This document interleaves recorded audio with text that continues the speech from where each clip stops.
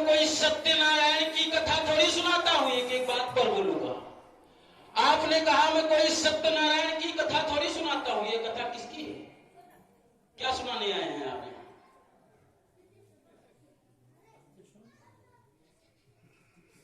ये किसकी कथा हो रही है? मालूम नहीं है तो आए कहे हैं? मालूम करके आना चाहिए। चलिए, आपने जहां से बोलना, आपने जहां से कथक की समाप्ति की, मैं वहीं से प्रारंभ हो रहा। आपने कहा रेन बालक कालवश बोलत तो ही न सभाल, धनु ही सम त्रिपुरारी धनु विदित सकल संसार। कह रहे हैं कालवश। अच्छा, लक्ष्मण काल के वश हो सकता है? लक्ष्मण क्या काल के वश में हो सकता है? शास्त्र प्रमाणित करता है। बोले कौशली से सुत और लक्ष्मण रामा, और कालहु जीती सतत संग्रामा। कौशली से सुत और लक्ष्मण रामा। विद्वान लोग ध्यान देंगे मेरी बात पर। कालहु जीती सतत संग्रामा। वो है राम और लक्ष्मण, जो काल को भी युद्ध में जीत सकते हैं। लक्ष्मण क्या काल के वश होगा? आप कह रहे हैं बहुत अच्छे का, नहीं आए अच्छे कहते चले गए। आप कह रहे हैं धनु ही सम त्रिपुरारी धनु विदित सकल संसार। अच्छा, ये मैंने अनुचित बोला है व्यास जी, थोड़ा सा मैं आपका ध्यान चाहूंगा। इनका आरोप मेरे ऊपर है कि लक्ष्मण तू संभाल कर नहीं बोलता। रे नप बालक काल वश बोलत तो ही न संभाल। और मैं क्या संभाल कर नहीं बोलता? तो आरोप लगा रहे हैं कि तूने कहा है कि धनु ही सम त्रिपुरा था। ये धनुष तुम धनुइयों के समान बता रहे हो, ये इनका आरोप मेरे ऊपर है। मैं कहता हूं रामचरितमानस में जहां से मैंने बोलना प्रारंभ किया है, कोई एक अर्धाली, सभा के बीच में चुनौती देता हूं, कोई एक अर्धाली उठाकर मुझे दे दे जिस अर्धाली में मैंने इनको कहा हो कि धनु ही और धनुष समान है। जो बात कहेंगे दोनों हाथ उठाकर स्वीकार करूंगा। मैंने अपनी शब्दावली में अगर कहीं पर भी धनु ही और धनुष को समान बताया हो, जहां मैंने धनुष की चर्चा की वहां मैंने धनुष को धनु कहा, जहां मैंने धनुइयों की चर्चा की वहां धनु ही को धनु ही कहा। प्रमाण कैसे? बहु धनु ही तो लीलरी काई, और कबहु नयस रिस कीन गोसाई। यहां मैंने धनुही की चर्चा की तो क्या मैंने धनुही को धनुष कहा? यहां पर धनुही माने धनुष होता है क्या? बहु धनुही, धनुही माने धनुही। और जब मैंने इनसे पूछा, धनुष की चर्चा की, तो मैंने कहा यही धनु परम ताके ही हेतु। जहां मैंने धनुष की चर्चा की वहां मैंने धनुष को धनुष कहा, जहां धनुही की चर्चा की वहां मैंने धनुही को धनुही कहा। तो ये आरोप जो लगाते हैं, थोड़ा सा ये भी विचार करिए कि जब किसी की तरफ हम एक उंगली उठाते हैं तो ये तीन उंगलियां हमारी तरफ इशारा करती हैं कि अपने आप को झांक कर देखो। आरोप लगाना तो बहुत सरल है, पर किसी की कमजोरी भी तो पकड़ो कि मैंने बोला है कि नहीं बोला।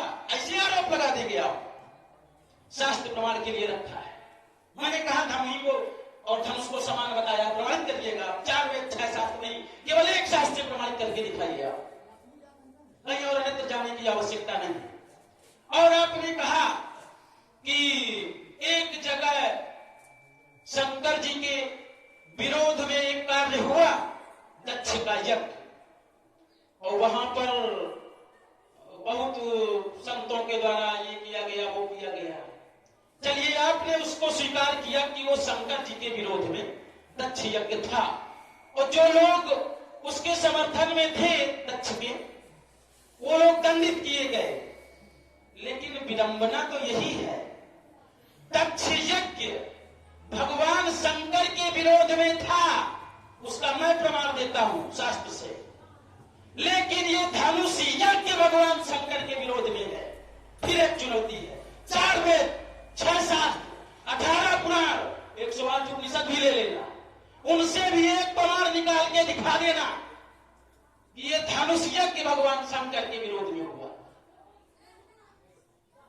अदक्ष यज्ञ भगवान शंकर के विरोध में था। भगवान शंकर ने स्वयं कहा कि ब्रह्म सभा हम सन दुख माना, तब तेजहू करत अपमाना। ब्रह्म सभा हम सन दुख माना, तब तेजहू करत अपमाना। वो भगवान शंकर के विरोध में था, लेकिन धनुष यज्ञ भगवान शंकर के विरोध में है। केवल एक प्रमाण दे देना। और मैं कहता हूं वहां भगवान शंकर का भाग नहीं दिया गया था व्यास जी। दक्ष यज्ञ में भगवान शंकर का कोई भाग नहीं था, लेकिन धनुष यज्ञ में जब तक भगवान शंकर का भाग नहीं लगाया गया, धनुष यज्ञ पूर्ण भी तब तक नहीं हुआ। जब भगवान शंकर का भाग निकाला गया, पूरे परिवार का भाग दिया गया, गणेश का, खड़ानंद का, माता पार्वती का, भगवान शंकर का, तभी धनुष यज्ञ पूर्ण हुआ। तो फिर भगवान शंकर के विरोध में ये धनुष यज्ञ कैसे?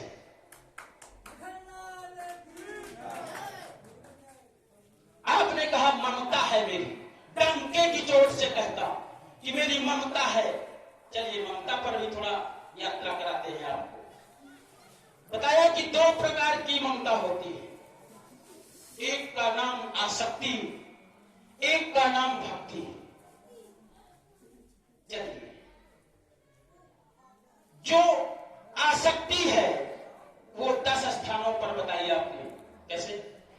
बोले जननी जनक बंधु सुतदारा, तन धन भवन सुरग परिवारा। ये 10 स्थान सांसारिक ममता के होते हैं, जो त्याज्य होते हैं। और आपने कहा जो मेरी ममता है वो पारमार्थिक ममता है। और पारमार्थिक ममता कहाँ होती है? बोले सब कई ममता ताक बटोरी, मम पद मन ही बांधी पर डोरी। पारमार्थिक ममता परमात्मा के चरणों से होती है। अब सब लोगों का ध्यान फिर एक बार चाहूंगा, क्योंकि वाक्पटुता और सत्य ये दोनों विषय बहुत अलग है।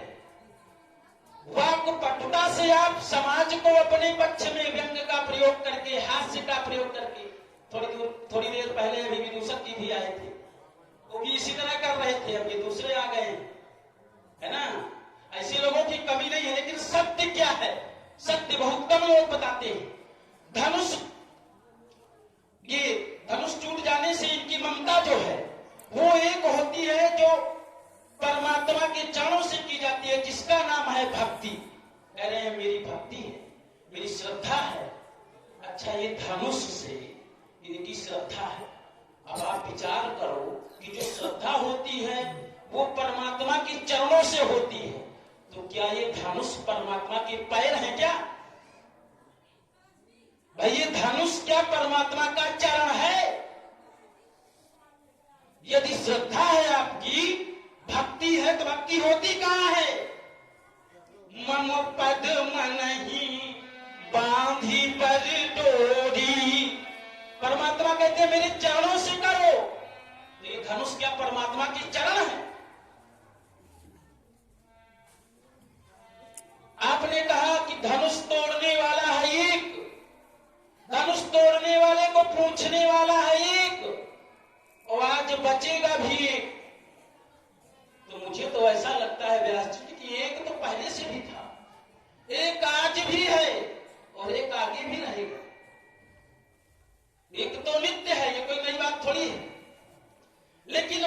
जो बल था वो सब पर था। ये सब मार देने से थोड़ी कुछ हो जाएगा। सबको मार देना, एक के पीछे सबको मार देना, क्या ये उचित है? आपने कहा कि अगर ये साधु हैं, अगर ये संत हैं, तो फिर धनुष तोड़ने वाले को अलग कर देना चाहिए। धनुष तोड़ने वाले को अपने बीच में छिपाए हैं, इसलिए ये साधु नहीं हो सकते। अब यही तो साधुओं का लक्षण है। थोड़ा नजर दौड़ा लिया करो इधर उधर, कुछ और ऊपर नीचे लिखा है उसको भी पढ़ लियो तो वहीं मिल जाएगा। बोले संत सही दुखो पर हित लागी, संत सही दुखो पर हित लागी, पर दुख ही तू असंत अभागी। जो दूसरे के हित के लिए स्वयं दुख सहन करे वही तो सच्चा संत है। संत सही दुख पर हित लागी, पर दुख हेतु असंत अभागी। जो दूसरे के दुख का कारण बने वो कौन है? बोले असंत। तो ये ना कहो कि यहां संत नहीं है, संत का प्रमाण यही है। और वो धनुष तोड़ने वाले को छिपा करके उसका हित करने के लिए स्वयं दुख का सहन कर रहे हैं। ये संतों का ही प्रमाण पत्र है। संत सहाय दुख पर हित लागी। मैं अपनी वाणी को यहीं से अर्थ विराम दे रहा हूं।